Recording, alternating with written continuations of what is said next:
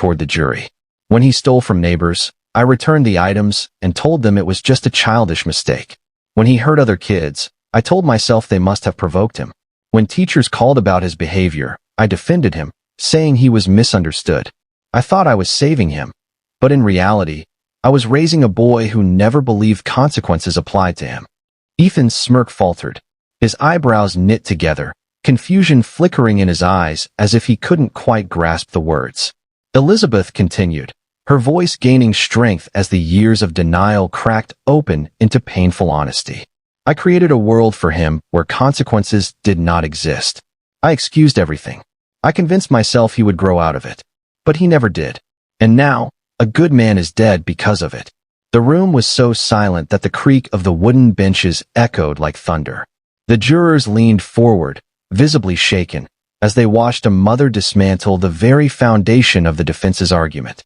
Ethan clenched his fists, his composure beginning to unravel. For the first time during the trial, he wasn't in control. The smirk that had carried him through every session, that air of superiority, slipped into a mask of shock. His lips pressed into a thin line, his jaw tightening with restrained fury. Olivia Rodriguez, the prosecutor, seized the moment. She leaned forward, her tone sharp but respectful. "Mrs. Walker, are you saying that your son never learned accountability because you shielded him from it?" Elizabeth's eyes filled with tears, but she didn't look away. "Yes," she whispered.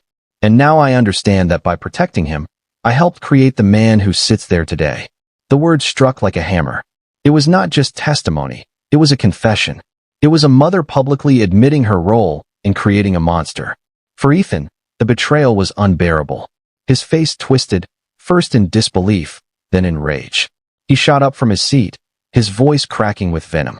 "You liar," he shouted, his voice echoing across the chamber. "You lying bitch. I hate you." The courtroom erupted in gasps. Deputies rushed in as Ethan lunged forward, restrained quickly by bailiffs who pinned his thrashing body to the defense table. He kicked and writhed, his voice breaking into guttural screams. The jury, frozen in shock, watched as the polished mask of arrogance shattered into something primal, unhinged, and terrifying.